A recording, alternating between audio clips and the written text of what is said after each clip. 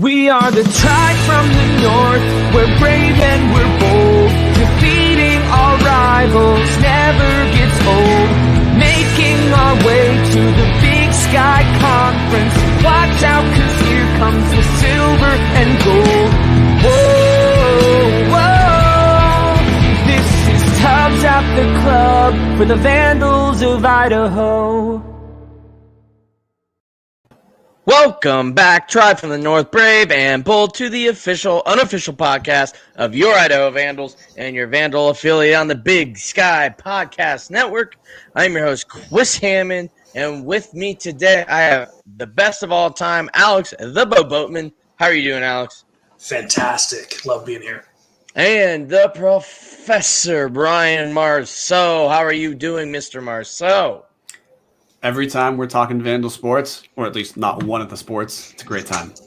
It gets better and better. And running the show from the shadows, producer Dammer.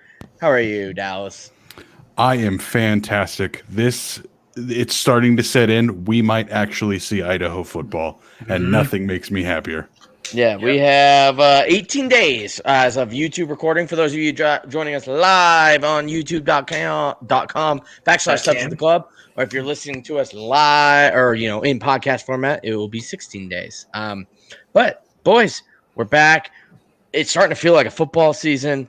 I mean, it just feels amazing. How is everybody's week going? Are we holding back the anticipation here, or is it about to boil over? I am doing my best to hold back, just because part of all of us are living through extending the lost decade, hopefully turning the lost decade around, effective February 27th. But for all of us living through that, we are used to bad news. But I am getting to the point slowly that I am starting to look at the calendar and say, I'm watching football on February 27th, aren't I?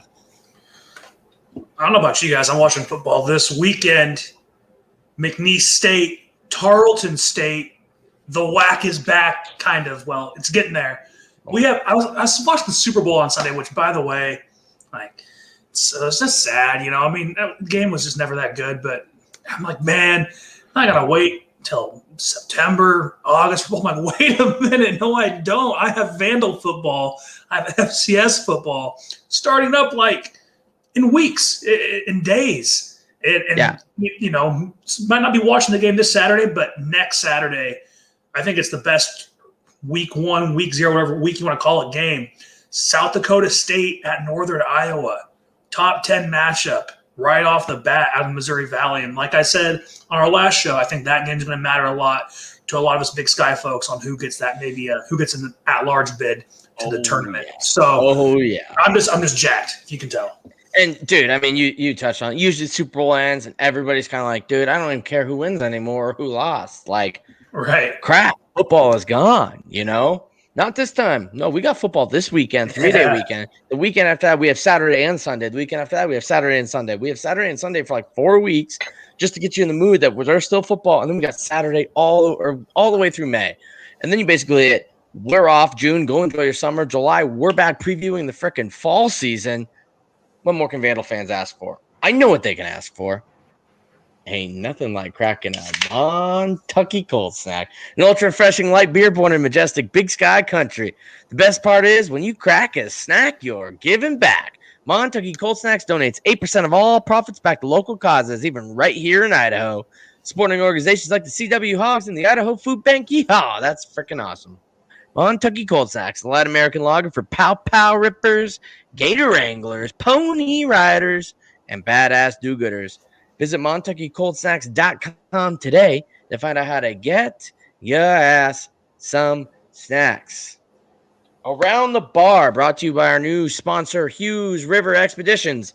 They're not new to the show, but they're new to being a sponsor. So if you didn't take their ad read serious before, take them serious now. Boys, Around the Bar, let's break down the parameters before we really start deep diving into how we think this Big Sky is going to go. Professor, I've already filibustered like I usually do. How about you lay out the parameters for the fine folks at home? I'm game to take over the filibuster trophy starting right now. Watch the clock. I'll be done in 12 minutes. So spring season parameters, really just a few things that are different, guys. It's a regular football season, but shorter, and first 6 total games.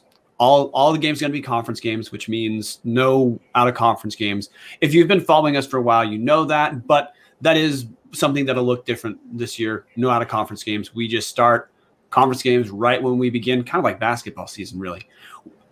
The conference built in 2 bye weeks, week 4 and week 8. Now, week 8 is not precisely a bye week because all the conference games should be done by then.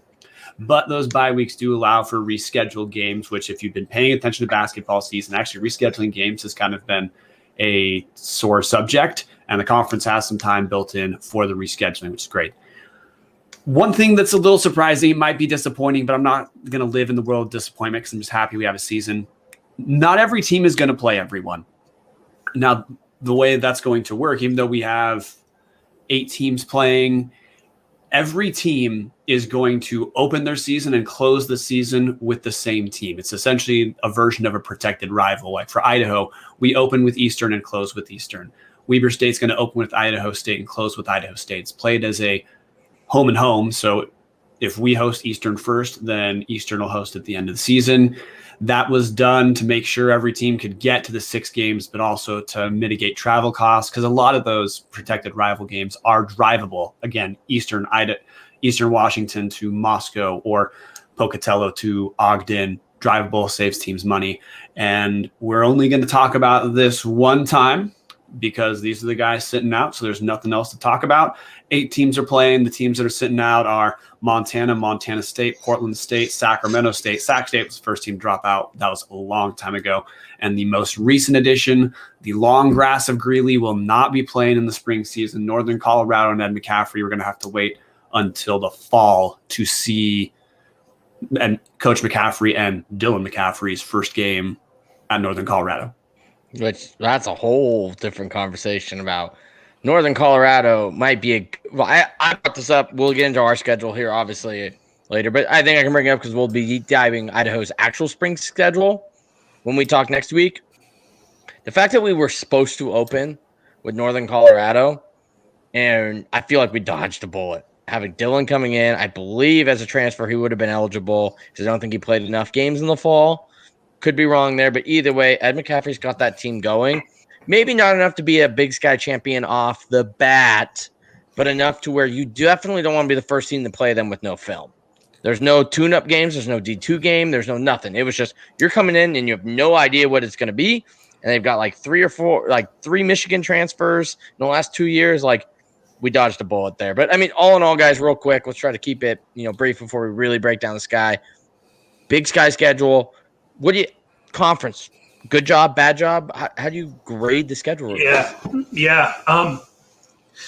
Some schools got off easier, Weber State, than others, and I guess that's what they get by pairing, every team with their closest team as a home and away. But I'm going to hit on the open week parts. Those are massive. I mean, I'm sure all of us watched. We'd all love to be playing 8 games or have a non-conference option or whatever because we just want to see more football. Mm-hmm. But we have to be realistic for where we're at and what's going on. We saw in the fall, how many times did we see like an SEC team, or an ACC team have to postpone and they had to postpone like another game? Like having that open week could be massive. Those open weeks could be massive, if especially when it comes to playoff time. Maybe at the Missouri Valley, all their teams have to cancel like 2 or 3 games. We're going to get all our games in. So. And I think at the end of this, we'll have a clear, if not another tied conference champion. So, yeah. All right. Well, we're talking about conference champion, right? We did this with our Big Sky preview back in the fall with Taylor Barton of Root Sports. We're going to do it now. Snake draft. We are going to draft number 8 through number 1, how these teams are going to finish. And whoever picks them, that is basically solely their opinion and their opinion only. So don't hold the rest of us at bay for what one person might say, but we all have opinions on that team and maybe where they'll place.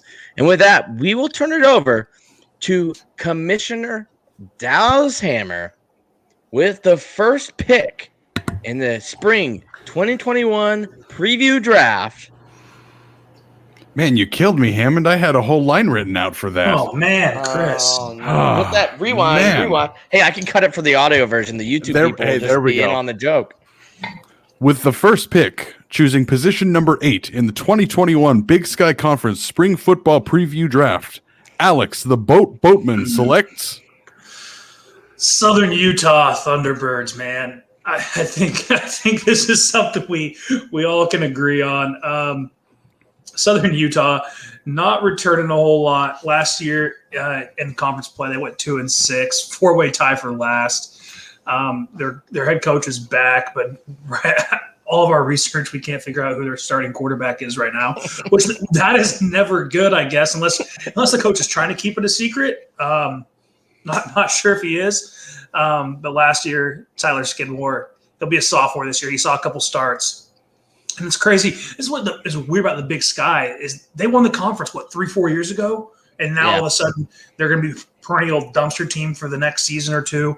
A couple people to look out for. They have a third team all Big Sky and DB, Carlton Thomas. That'll probably be more attention to us as we see who our wide receivers can go against. And then they have a third team offensive lineman, also all Big Sky, Braxton Jones. So those are really only key returners. It's looking a little bleak for the Thunderbirds as they open up at NAU, on the road in the Sky Dome to start off the year. So looking at their schedule, not too bad, but I don't see them maybe winning one game on there. Yeah, when we're leading with third team all Big Sky offensive linemen as your returning guy. And I mean, we look at Idaho, we know offensive line absolutely matters. And we have a special teams offensive lineman on the show, Alex, if I'm correct. I got to wear a nice number. I never had to block anyone. Thank God. Okay. But anyway, if you're diving that deep to try to talk about the players returning, it's because there's no one returning. And, Alex, you hit on the thing that I think is just wild to think about at Southern Utah. It was 3 seasons ago. They want to share the conference title. Yeah, they got killed by Weber State in the playoffs. But to get to the playoffs, a team like Southern Utah probably has to win the conference, and they did. Fast forward to now. They have 3 conference wins since their championship run a couple years ago. It's hard to know what else to talk about because even the wins they got last year were not what I'd call great wins. One was against Idaho State when Matt Struck threw 4 touchdowns to Southern Utah. So, I think this is a slam dunk last pick. It is unfortunate for the rest. When we look at strength of schedule, Southern Utah is going to run into the biggest problem that really they uniquely will face, which is on their schedule, they don't get to play themselves. So no question, that means that, every week they're going to have a rough matchup. I think this is a pretty brain dead last place pick. Yeah, my final takeaway on this is I was going to be edgy and probably put somebody else here just to make the show interesting. Why I probably wasn't granted the first pick. But you're looking at it. I did my ranking on strength of schedule here with a very, very secretive formula that I refused to release to the public. I had Southern Utah with the 5th toughest schedule, meaning not the hardest. They're towards the middle. Actually have an easier schedule than Idaho, UC Davis, Cal Poly, and Idaho State. That being said, obviously, that's kind of impressive that the fact that they don't play themselves.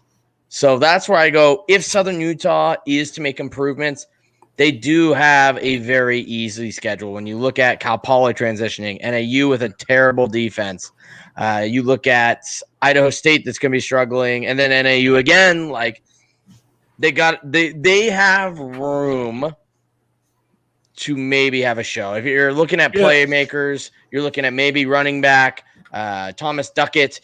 He had some good performance last year playing in 9 games. And you have Lance Lawson, a wide receiver who's a junior who also had some okay production, but neither of them jump off the page at you. But if you're looking for guys that probably need to jump off the page this year for them to be good, those are kind of my 2 picks for dudes.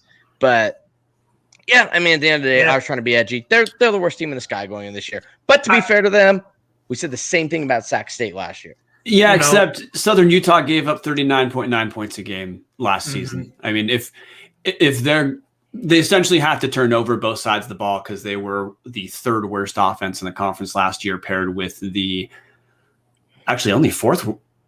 Oh, man. Sorry. Breaking news. 35 points a game, not 39.9. But anyway, they're towards the bottom of the conference in every major stat. And maybe this is positive turnover. where if you get new players that we don't know about, again, Southern Utah doesn't have a ton of media coverage, that maybe just the fact of having a new guy means it's not going to be worse than the old guys. Like Chris Helbig was their quarterback. He had a nice arm, but he transferred to Eastern Michigan. Don't really know how. I think he's a real grad transfer where he's just studying something. But I just think there's no hope in Art Eccles Stadium unless you like their classically red track, in which case there's always hope.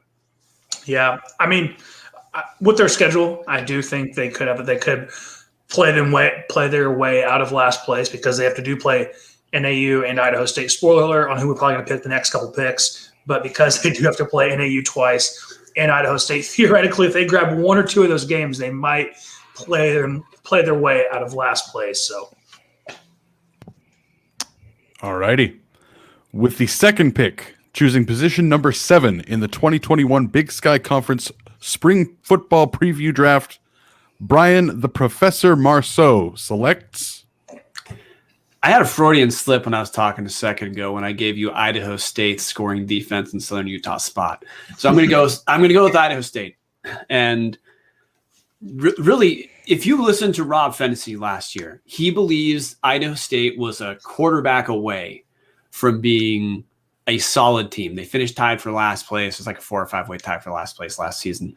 2-6 in conference. If you look at their schedule, they essentially won 2 games early, and then they had a real rough 2 months closing out the season, blowout after blowout after blowout. We already talked about the Matt Struck throwing touchdowns to the other team it had to be a historic way last season. This year, fingers crossed for Idaho State, I guess, and Rob Fennessy, because Rob Fennessy, whether he knows it or not, is a friend of the show. They have Wyoming transfer Tyler Vanderwall, who, hey, fingers crossed, he's an FBS product. Maybe that's the talent they need. They definitely lost positional talent in Mitch Guller graduated, and Mikey Dean graduated as well. I think Ty Flanagan. But thank God Mike Dean graduated. God. Yeah. I guess he haunts my nightmares from 2018. Sorry. The difficult thing for Idaho State, though, is if they're good, it's players that we haven't seen that are going to be on the roster because they have no returning all Big Sky players. We can't even dig deep into, their punter or something like that. Idaho State just has no great talent returning. They lost a ton of talent at the positions. And they play Weber State twice. And spoiler alert for the future, they also play us. So I just don't see a lot of hope, which is kind of disappointing to me because I would love the school with King Spud to, be competitive. And we really like Rob Fennessy, but I just don't see it. He's, like I said, he said they were quarterback away last year. I don't see it. Yeah. I guess I do like Idaho State. They could finish last. I go see Idaho State, look at their schedule. Oh, that's a tough schedule, man. I think they might finish last, actually. I should go with them as last. Wow. But Rob Fennessy's good. That team, Idaho broke Idaho State last year. If you go look at what happened, we beat them 45-21. They didn't win a game the rest of the year and only got within one score one time, and that's when they played NAU, I believe. And that was when they lost by 6. And I drafted Northern Colorado. That's when they played Northern Colorado. Matt Struck, now he's Petrino's problem. And when I mean Petrino, I mean Bobby Petrino. Matt Struck now plays at Missouri State. So it all comes full circle. But, man, I think as a team, I probably like Idaho State better than Southern Utah. I think I like the coaching staff better. We've seen them do more, I guess. But that schedule's brutal. 5 of their 6 games are against teams that I view finishing in the top half of the conference. So good luck to the Bengals. All righty.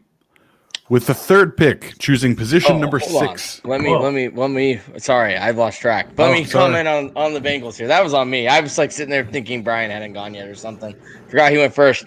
So Idaho State, I think you nailed it, right? They've lost Matt Struck. They've lost both Gellers. They've lost Mike Dean.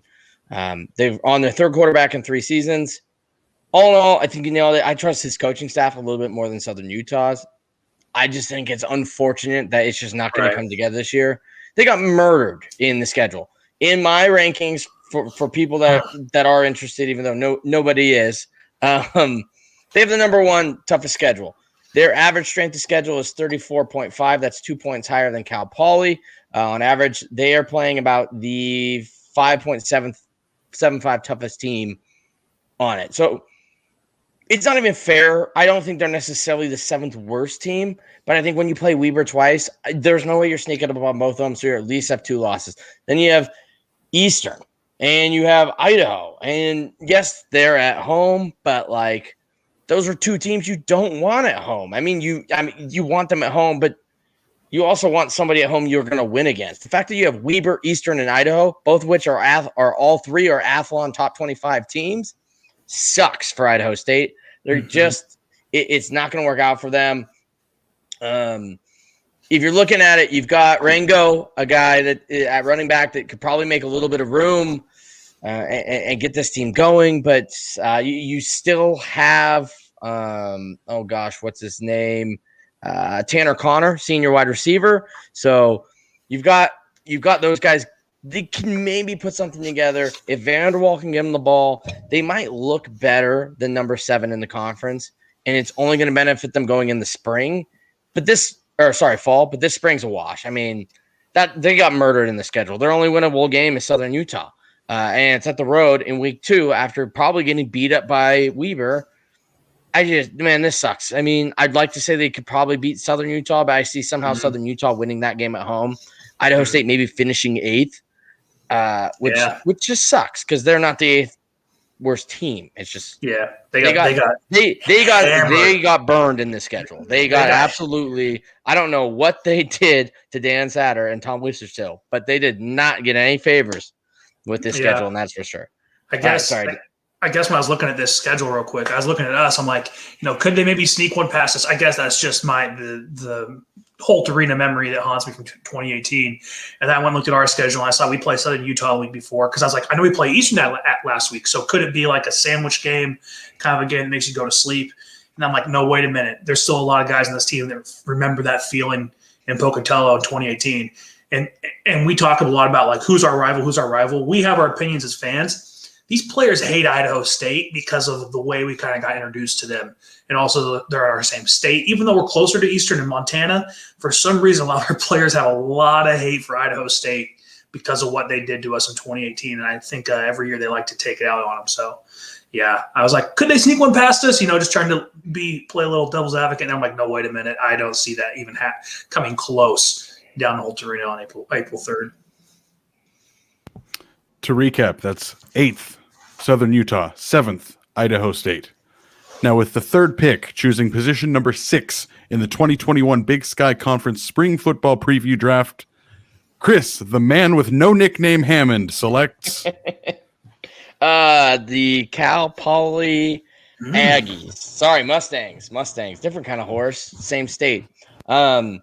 First-year coach, Bo Baldwin. Yes, he's got it. And I'm not saying Bo Baldwin's a bad coach, but you were trying to take a triple option team and turn them into a spread, no huddle, air it all around the yard type of team. Now, do I think he can do it? Yes. Did the pandemic benefit him? Yes. But people forget he only took that job in about December-ish last year. For those of you that don't remember, he offered CJ Jordan about a week into getting the job. Luckily, CJ Jordan was about a week from signing with the University of Idaho, and we did not lose him. Thank God. I think that was good for us. Last year, they were 2-6 in the sky. They actually had a quarterback that was pretty stinking good in Jalen Hamler. I was a big fan of him, drafted him multiple times on Big Sky, Big Takes, but doesn't necessarily seem like a guy who's going to come back. They also have a 3rd-team inside linebacker in Matt Shotwell. So the pieces are there.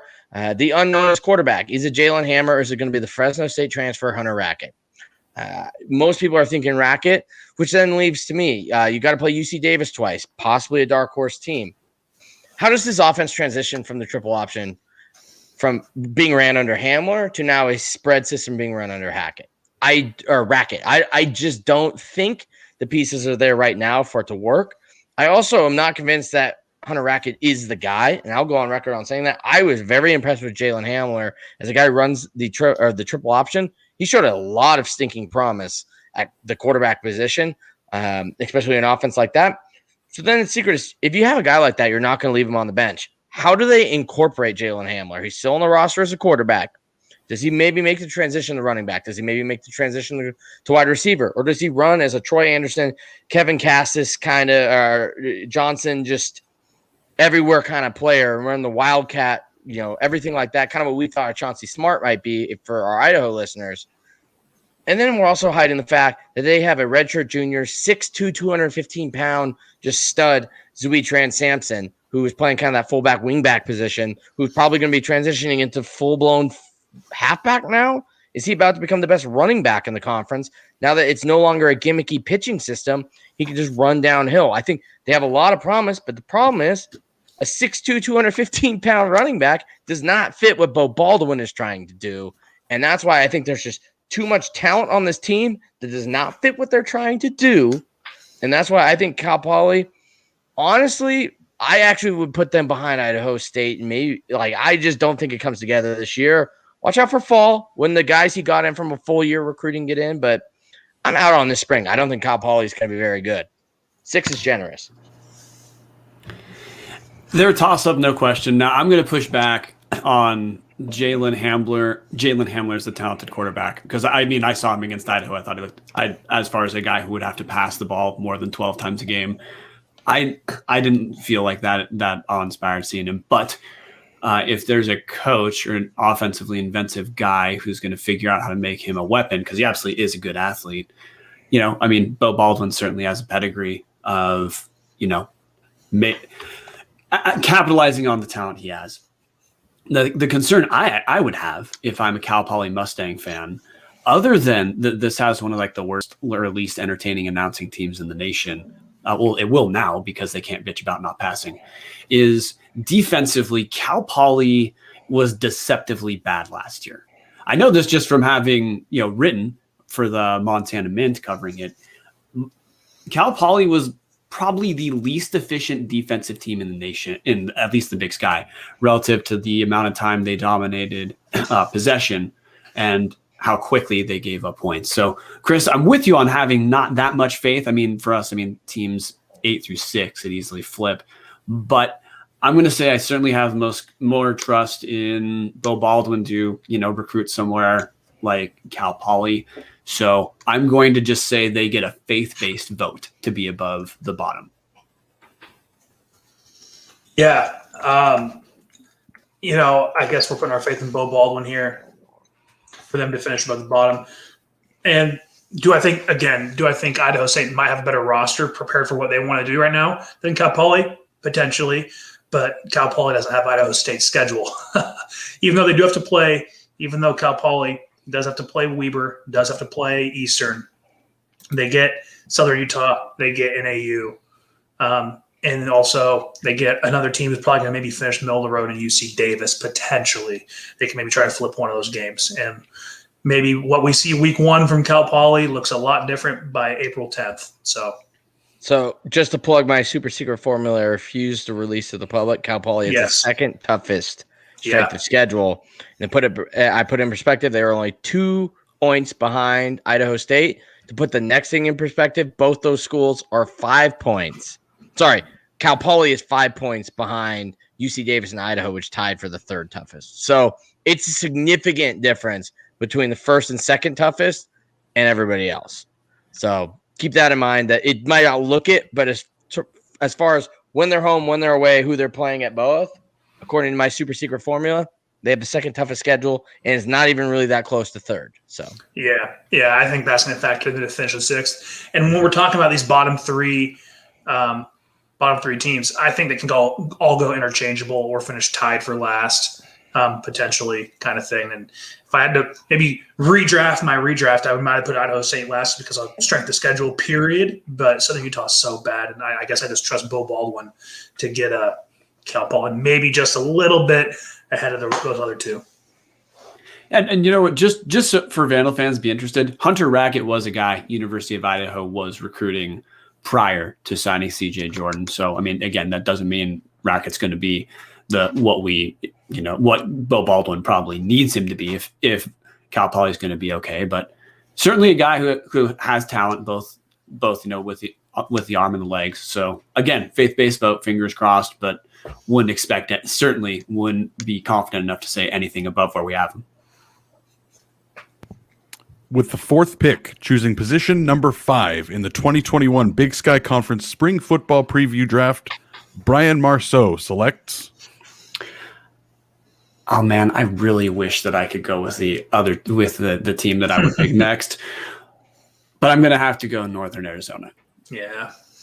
Now this is another team that we forgot to say this in framing the season. There's only one returning starting quarterback in the entire Big Sky. That's Eric Berrier. So you guys are going to hear every single team there's a question at quarterback. Northern Arizona is absolutely there. They have some of the better, well, actually for the spring season, Northern Arizona, probably the jury's in. They have the best wide receivers in, second team Brandon Porter. And he didn't make a team, but he's a real good freshman, Hendricks Johnson. Casey Everett from NAU Big Sky Podcast going to be happy we threw those out there. But there's absolute position strength at the skill positions for Northern Arizona. Who is going to get the ball of them is a real question. We have no real news out of there. Keandre Woodtee is a redshirt senior, but I feel like a redshirt junior because he's going to be back for the fall too. He's a transfer from Oklahoma State who, when the little bit he played, looked like he is much more of a threat with his legs and his arm.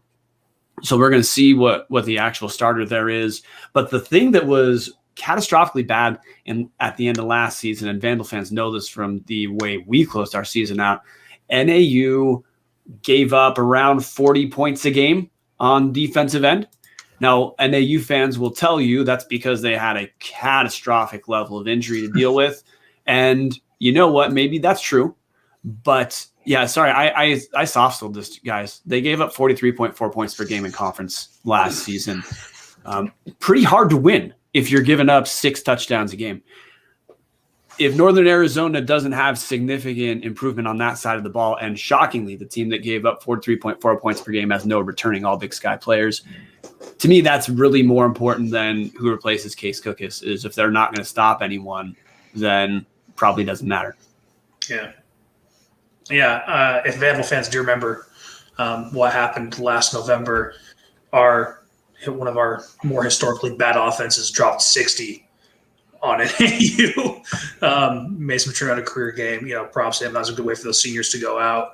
But if our offense was just putting up 20 points a game, pretty much goes and drops 3 times their average, that tells you how bad your defense is. Looking at Case Cookus' numbers, man, that's also really tough to replace. He career-wise, he threw 12,000 yards, 105 touchdowns, and 21 INTs. That is actually really impressive to see. And also, fun fact about Case Cookus, has his own Wikipedia page. Very rare you find that from an FCS level quarterback. So that's my fun fact about Case Cookus. I like where they finished though. Their schedule, they get Southern Utah twice. That's their saving grace. And then also they get to play Cal Poly.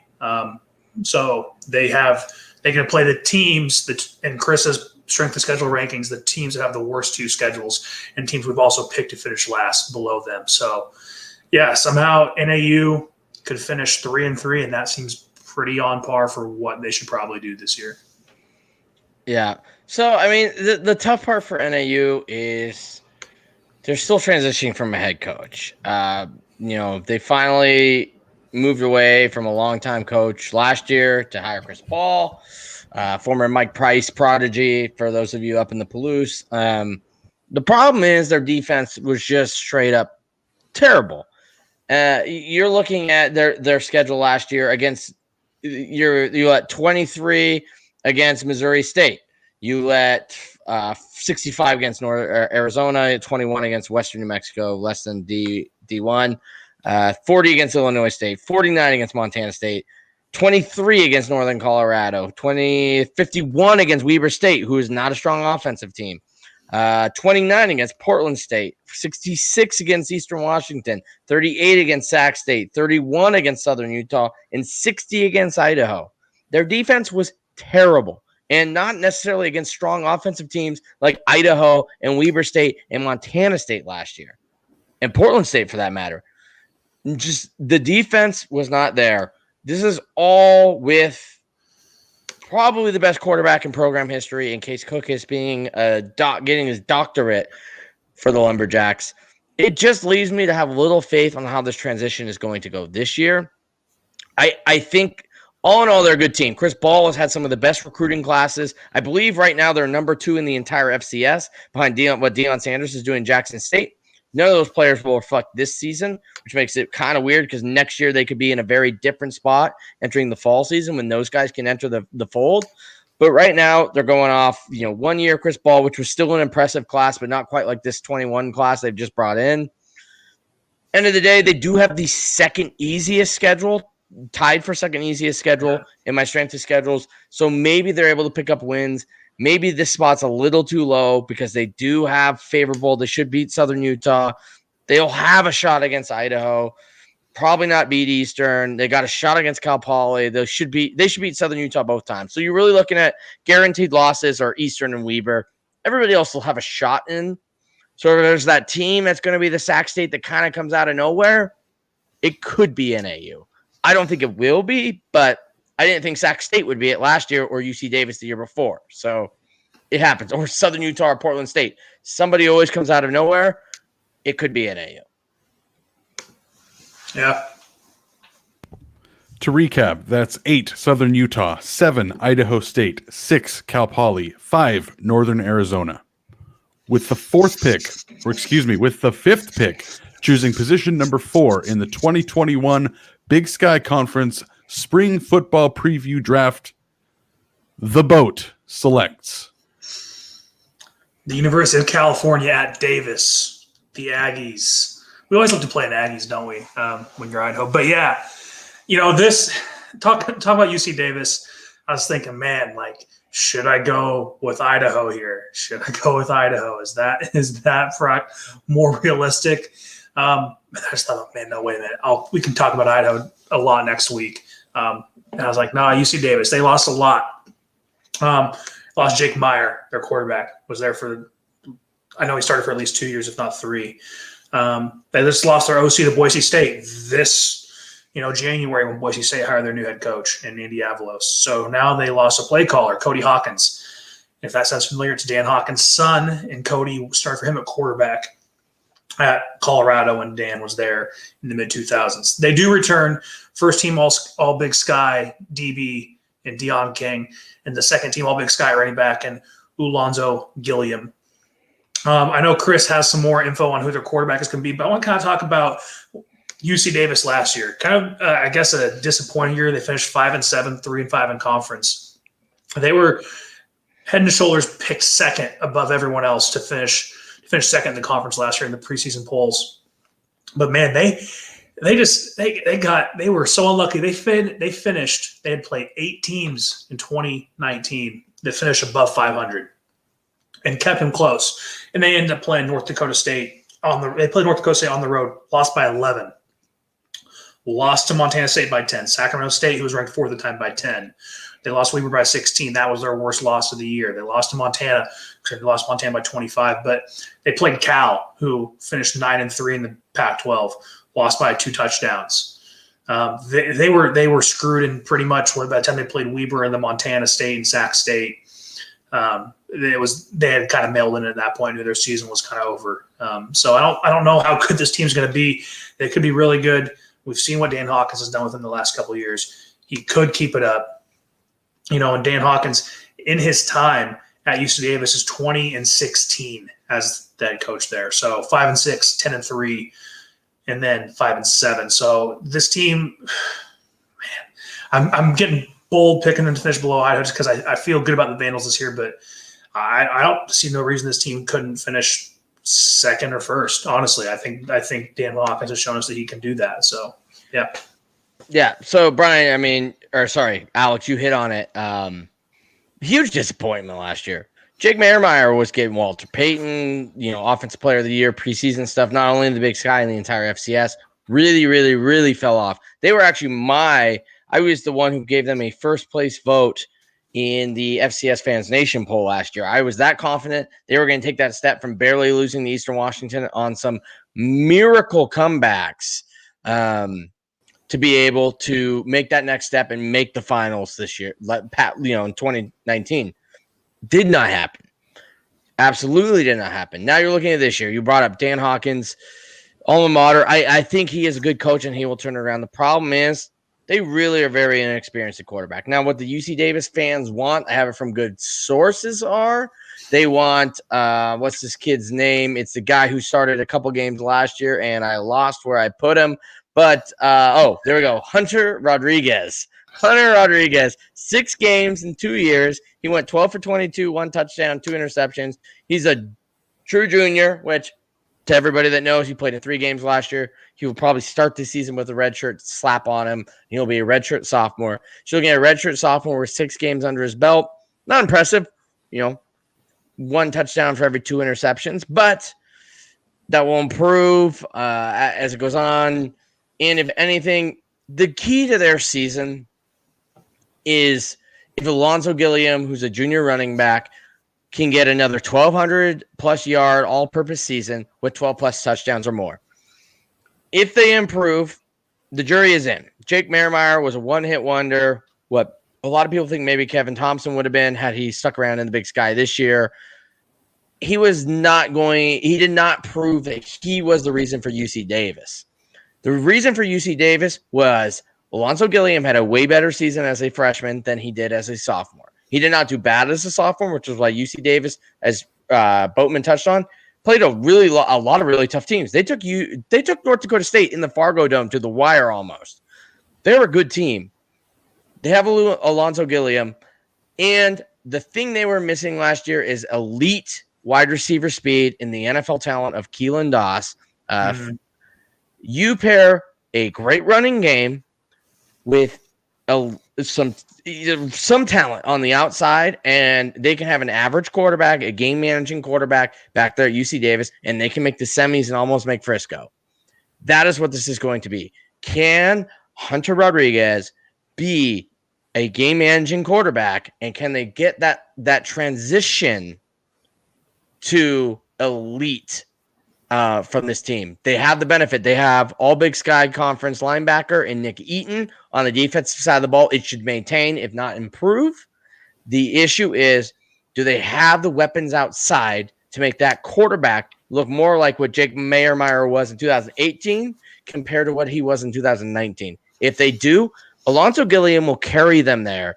They just need that threat to keep the holes open like a Keelan Doss. Is that Keelan Doss on the roster? I don't know. Dan Hawkins has been doing a lot of recruiting. We're going to see a lot of fresh faces at UC Davis. They are probably the toughest team you want to see on the schedule, and you touched on it, Boatman. It is coming down to Idaho and UC Davis at this 3 and 4 spot. I don't want to ruin it for whoever has the next pick, but they're both tied for the 3rd toughest schedule this year. They both are the 2 teams that if they can pull off their schedule and come out maybe 5-1, 6-0, they will be making the FCS college football playoffs. The problem is it will only be one of them, and we play each other week 2. So we will find out really quick which one of these teams is going to be. Week 2, March 6th, is going to be a huge matchup for if the Big Sky gets a 3rd spot, a second at-large bid.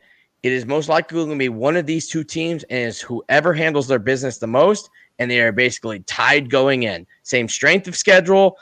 Basically, both have question marks at new QBs. Both have solidified running backs. It's what can they do with the other pieces around them, and that will be the interesting to watch. UC Davis and Idaho. I have UC Davis as a team that I think is right on the line of I'd probably gamble them to underperform. They do have, in their favor, we already referenced Alonzo Gilliam. They also have their top 2 receivers coming back from last year. Chris Vaughn led the team with 9 touchdowns and 53 receptions, and Lance Babbs second, 4 touchdowns, which did not quite lead the team. I think the biggest loss for UC Davis is actually the offensive coordinator, Tim Plow, who is now joining Andy Avalos at Boise State. And the reason I bring that up is Tim Plow is reputationally and relative to position coaches right now in the Big Sky or at that like caliber.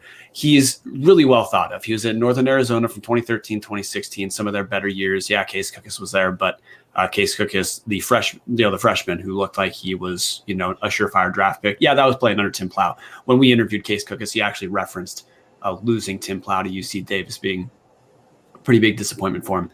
Jake Mayer's best seasons were, his two big seasons at UC Davis were under Tim Plow. And yeah, he was there last season when UC Davis underperformed. But they had, again, they had an incredibly rough schedule. They're one of a few teams who looked competitive against North Dakota State.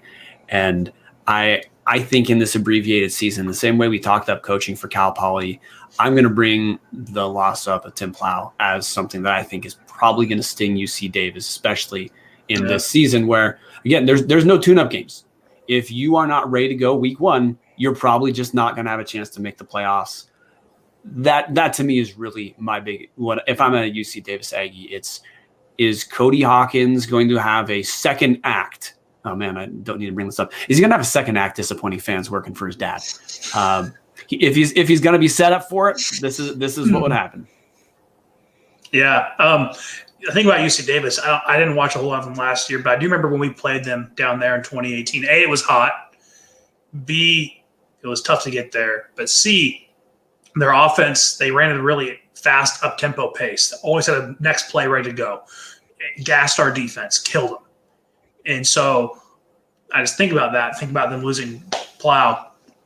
How is that going to affect? Is Cody Hawkins going to be able to keep that speed up? Are they going to keep that same up-tempo offense up to keep the defense on their toes, or is things going to slow down because they have a relatively new quarterback and a new play caller? So, and week 2, I like us seeing them week 2 because I know we're going to be healthy at that point. So that's all I'm going to say about Idaho real quick.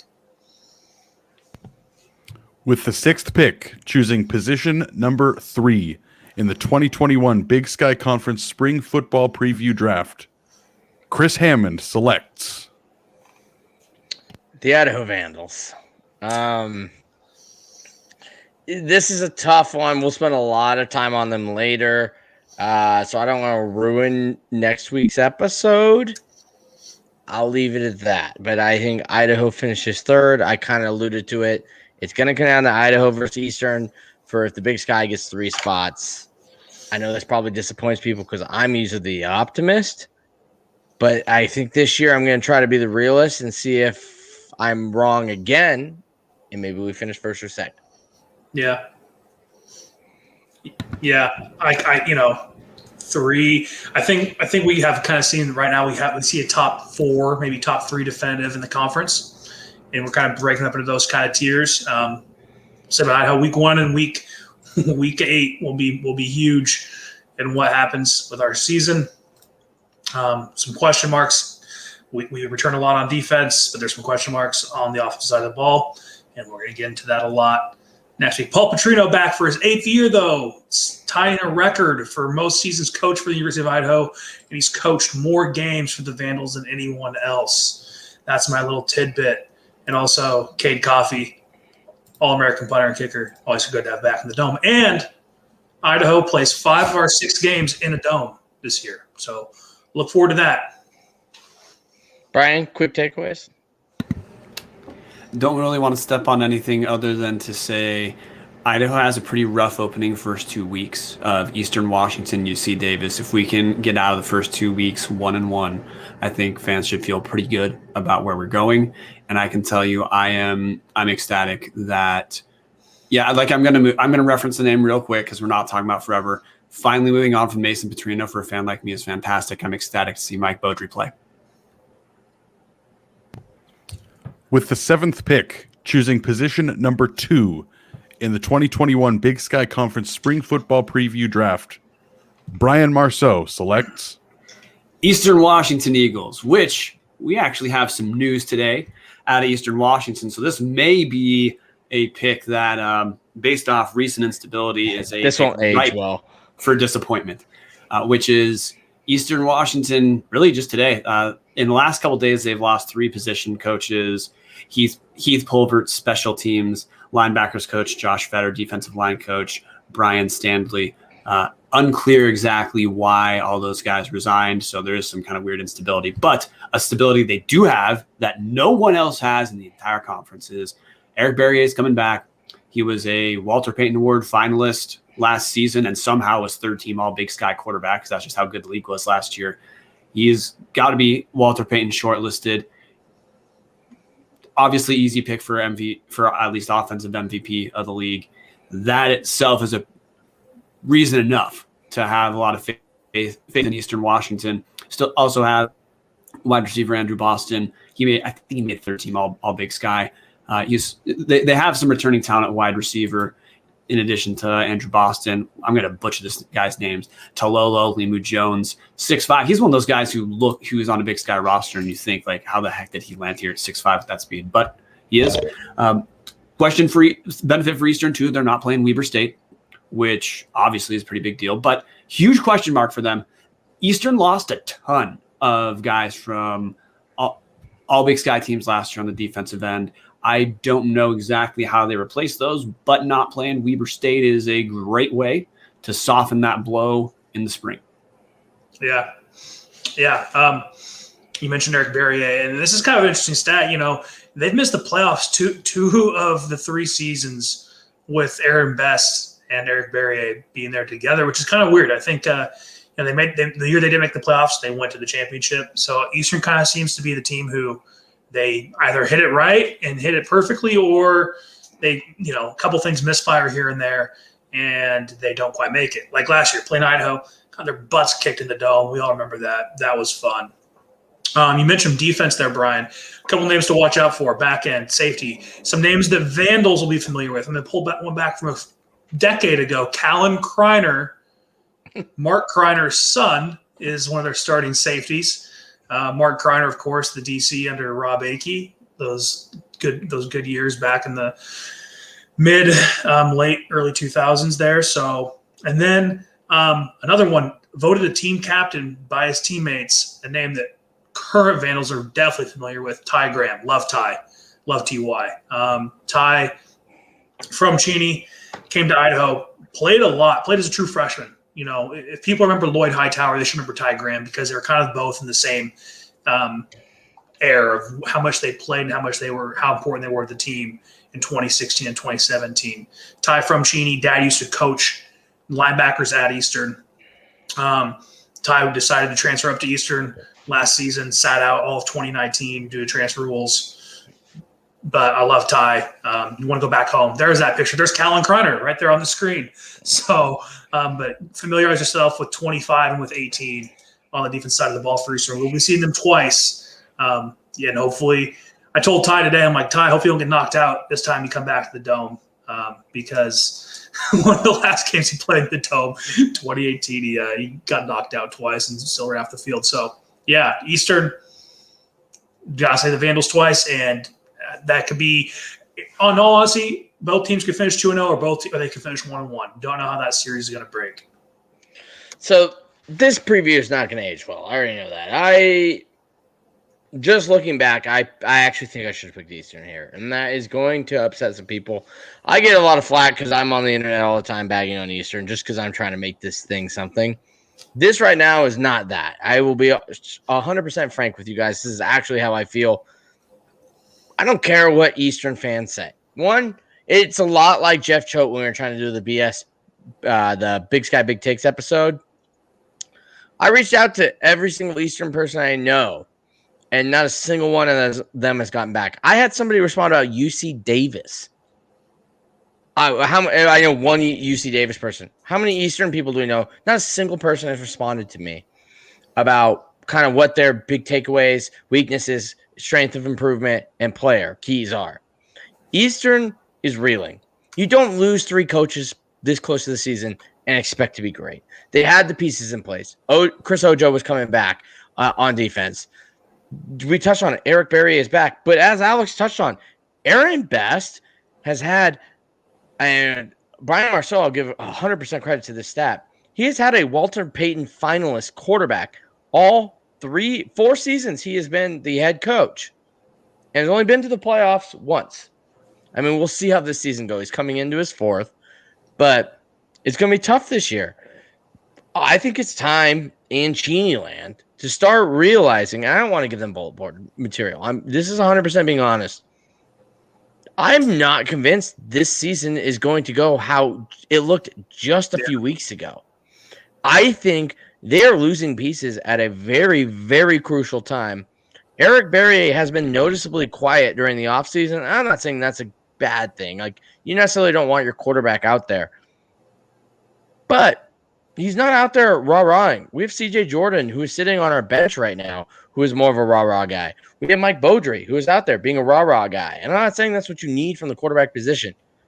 But Eric Berrier seems to be quiet. And one of his big concerns in Cheney is his leadership ability and having a fire under him. He just seems to lack that killer instinct of like, I'm pissed off. Let's go win this freaking game, which is how Idaho got out to a 28-0 lead against these guys. Like, if I'm Eastern, I'm worried. All this news is coming out at the wrong time. I actually think I screwed up. I'm going to be honest right now. Last pick. I actually think maybe UC Davis and Idaho finish higher than Eastern. And maybe that's news is fresh. It broke about 20 minutes before we went on the air. Yes, they have Eric Berrier. But they had Eric Berrier last year and they didn't make the playoffs. And they had a way better team last year and they didn't make the playoffs. I know that was a fluke. Jacksonville State, Idaho. What's to say that it's not going to be a fluke this year? They don't have any, as we touched on, they don't have any. Is it a fluke? Is it a fluke if it happens again? You know what I mean? Like, yeah. Or is it just they start slow? And like you said, the thing is, I like Ty Graham. I just feel bad for Ty Graham that the last two times he will have played, because he didn't play last year, in the Idaho versus Eastern Washington rivalry, he'll be 0-3. I think there's a shot Idaho sweeps them. So yeah, it could, or we could get swept. Who knows? Also very true. To bring it all full circle, I could be totally wrong, and Eastern is just freaking fine, and they win the sky. Right.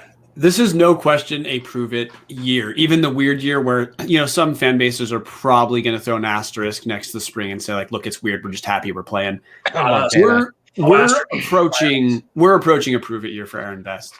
That we referenced the Idaho game. I give essentially no credit whatsoever to Eric Berrier for that loss because he played great in the second half. It's really a coaching concern to me. We already talked about the turnover.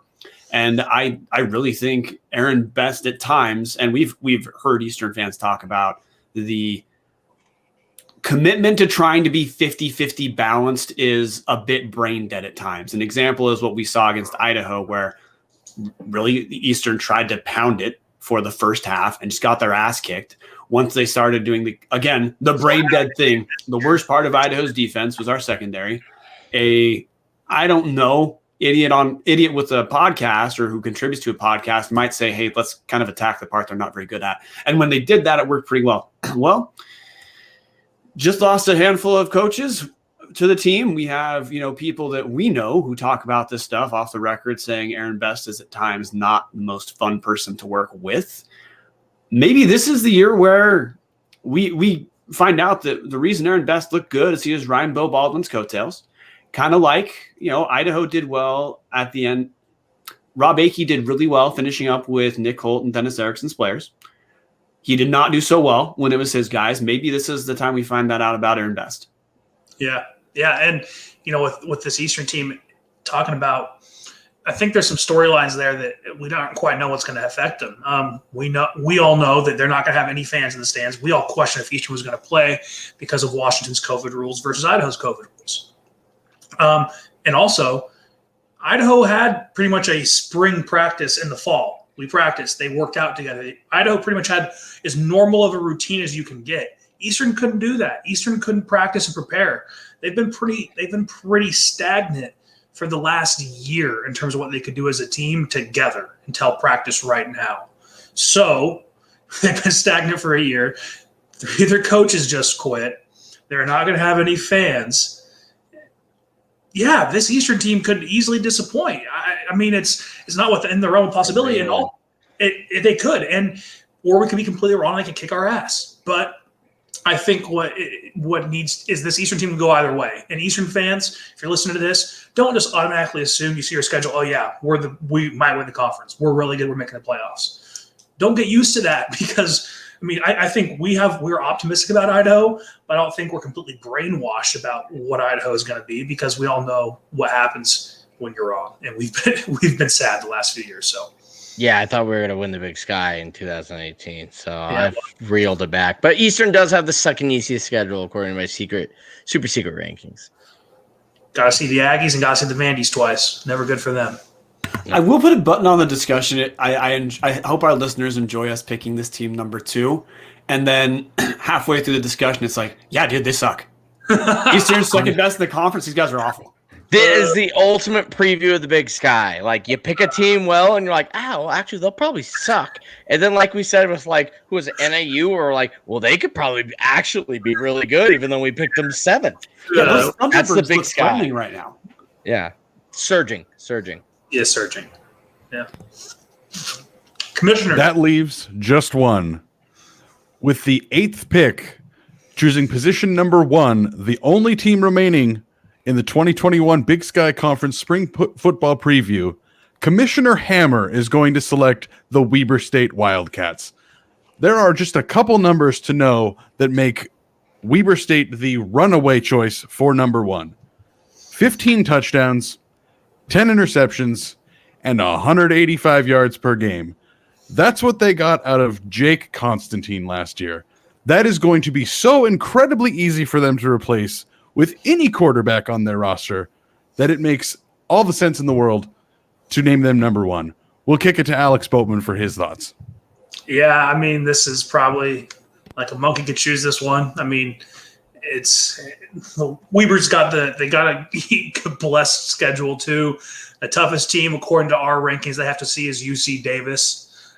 They get to play the 7th worst team twice. They get to play Idaho State twice. They get to play Southern Utah, and they also get to play Cal Poly and NAU. Chris, I believe according to your super secret schedule rankings, they have the easiest schedule. I know you like to bring that stat in. Yes. So, yeah. By a lot. Yeah, By a lot. Not even close. Jay Hill, what a fantastic job he's done there in Ogden. And then also the quarterback situation. No more Jake Constantine. Bye-bye, Jake to Townsend. No, wait a minute. Now he's at into Wazoo too. No, wait a minute. No, he's at Rice now. Is that right, wow. Brian? Hey, I almost got a job at Rice. I came close. I almost moved to Houston before COVID. So Did you lose it to Jake Constantine? I might have, actually. He's probably better quarterback. Yeah, probably. But new guy coming in. We don't know who the starter is, but probably going to be Randall Johnson. JUCO, it's called 4-2-4 bounce back. Went to Middle Tennessee State originally, transferred JUCO, then transferred to Weber State. That was their big quarterback get for the year. They also return Josh Davis, first team All Big Sky running back, and then Jared. Is it Scheisse? Is that Scheisse? Does anyone have a pronunciation? Scheisse? Scheisse. Like, first team All Big Sky at tackle. So you get returned the best running back in the conference. You also theoretically return one of the best offensive linemen in the conference.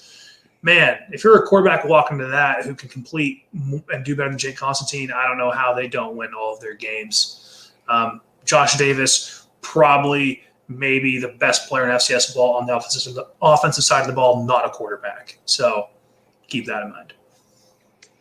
Yeah, I'll keep mine brief. Fact of the matter is, for those out there that go, boring, you went chalk, I'll give it to you. Yeah, they might not finish first. Most of the time, the first place team doesn't. Eastern Washington. They don't have a schedule like that, though, Chris. True. Right. Last year, Eastern Washington had the easiest schedule, and they did not make the playoffs. And were projected, like, basically them and UC Davis were like the automatic choices to win the conference, and neither of them made the playoffs. That's all I'm saying. Now, will that happen with Weber State in a weird schedule like this? Probably not. I mean, everything's pairing up. They set the schedule originally when Eastern was supposed to be good. Eastern and Weber would be 6-0, and they'd both make the playoffs. That was the obvious choice. Now, Weber's obvious thing is quarterback. They've got Randall Johnson coming in from Middle Tennessee State. Now, quarterback is still a little bit unknown. It's not like he was a super stud at Mid-Tennessee. To succeed, they're going to see a little bit more from their tight ends, which, to be fair, might not actually even be that they need to perform better. It might just be that they're a hidden secret because Constantine was never hitting them up the seams. You also got to look improvement-wise. Wide receivers going to look a little bit better. Once again, is that because of the quarterback play or the wide receivers are better? Nobody knows. The big takeaway here I want everybody to know is senior wide receiver number 22, Rashid Shaheed. With the losses of Samori Toure transferring out, Sammy Akem not playing, Jeff Cotton going to the pros, J.J. Kotsky from Cal Poly going to the pros, Pierre Williams from Sac State not playing, and Kevin Cassis graduating as well.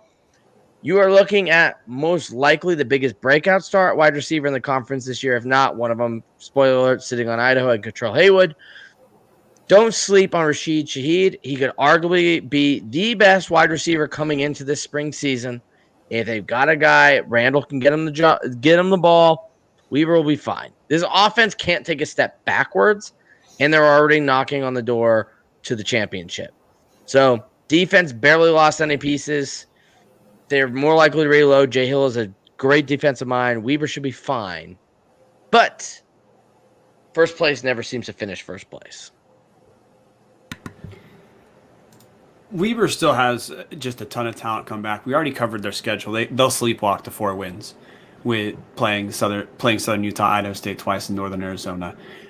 Offensively, even though they had everyone's favorite quarterback, Jake Constantine, who will live on forever on our show, Weber State was not that bad as far as a scoring offense last year, 34.6 points per game, even without being particularly inventive, even with their best running back, Josh Davis, missing a handful of games due to injury. Weber had their second running back, Kevin Smith. He was third team All Big Sky. So they're one of the few teams in the league that has kind of like Idaho, where we have multiple running backs who would certainly start on multiple teams. Weber State probably has the best 1-2 punch in the league. Rashid Shaheed, which Chris mentioned him. The other thing about Rashid Shaheed is he's the best kick returner, punt returner in the league. Nick Romano was an All-American. Yeah, Rashid Shaheed didn't make it because of injury at the end of last year, and teams just don't kick the ball to him. He was essentially their Weber State's offense in their 2 FBS games last season, where they lost like 7-6 or 7-0 to Nevada, and I don't know if it was San Diego State, but Rashid Shaheed he had a kick return for a touchdown called back against Nevada. They would have won that game. But, of course, the calling card for Weber is going to continue to be defensively their elite. Even with all the guys they graduated, they had the third-team All-Big Sky, George Tarlis, one of their linemen, 9 sacks off the bench for Weber State. Wasn't even a starter, and he got nine sacks. So until further notice, the thing about Weber is with how strong they are defensively, they just don't throw away games the way other teams can. So like in Eastern Washington, let's say that we talked about reservations about how they're going to actualize their talent. Weber's got the talent, and just with how they are defensively, they don't lose games that they shouldn't. And if they're marginally more inventive offensively, being able to actually go through the air, heck, they were still a mid-level offensive team anyway last year with one of the worst, if not the worst, quarterbacks in the league. So again, I think this is a slam dunk. Yeah. All right. We're running along, so we're going to go real quick. 1-word answers. Don't explain it. We'll put it out there for the people to prove us we're wrong. Stories to watch for you guys. Brian Marceau? Quarterbacks. 7 new ones. Yeah. Bowman? Best of the rest outside of Weber. Who is it? And my big story is going to be how many playoff spots does the Big Sky get? I think 2 losses puts us out. You're going to need probably 1 6-0 and 2 5-1 teams. Dallas? Bo Baldwin, can he start turning Cal Poly around immediately, or are they going to be terrible? A surging dark horse team. But Brian? Idaho Vandals. The only Bowman? surging team. The Vandals. Let's make it 4 for 4. Vandals. Surging. Who is going to win or share the Big Sky title? Weber wins. Bowman? Weber's one of the teams that wins or shares. Dallas? Absolutely Weber. You'll have to wait for next week for my answer. All right. With that, we'd like to thank Around the Bar, brought to you by Hughes River Expeditions. Hughes River Expeditions, needing a summer vacation, plans that even COVID-19 can't ruin. There's an option right in your right out your back door. Venture into the largest protected wilderness in the continental United States for the ultimate form of social distancing. Hughes River Expeditions has fun, first-class trips on the river since 1976. Enjoy a multi-day trip down the Middle Fork of the Salmon River Canyons, the Selway, or even special trips like the one to see the Perside meteor shower. Camp on pristine beaches, hike amazing trails, spot elusive wildlife, soak in beautiful natural hot springs, and take in history all along the river's edge. And let HRE handle everything else. Hughes River Expeditions is vandal-owned and operated and ready to take you on the vacation of a lifetime. Taking bookings now through the 2023 season. Don't miss out. And check them out at hughesriver.com or give them a call at 800-262-1882. What are you waiting for? Find out what it's like to grab a paddle, catch dinner, and ride the bull all throughout the Gem State. Call them now at 800-262-1882 or hughesriver.com. Time to close the bar. For everybody out there, how can they find you real quick? Me, I'm Chris_P. Hammond. You can find Brian Marceau at Brian Marceau. That's Marceau. You can find the two last namers, producer Dallas at Hammer Dallas, and Alex, the best of all time boatman, at Boatman Alex. Men's and women previews will continue as we have the Battle of the Domes, or as we like to call it, the Battle for the King's Bud Trophy. We got 4 rivalry games in 3 days, tipping off Thursday and Saturday. Sorry to all the basketball people out there. That's not my strength. So make sure you check out Dallas and Brian shortly after the game, and then shortly after them, Martin with the women, and he will also be covering just broader sports in general, as well as the women's basketball in his post-game previews going forward. Big news for those of you that have tuned in. Thank you so much for making it to this part of the episode. We want to make it worth your while. We have big news. Next week is the Idaho preview. And if you weren't excited enough about the Idaho Vandals preview for this amazing 2020 fall season that was moved to 2021, we have athletic director Terry Golick joining us next week for our preview episode. First time on the show. I've heard she might bring us a gift. So hopefully you tune in for that.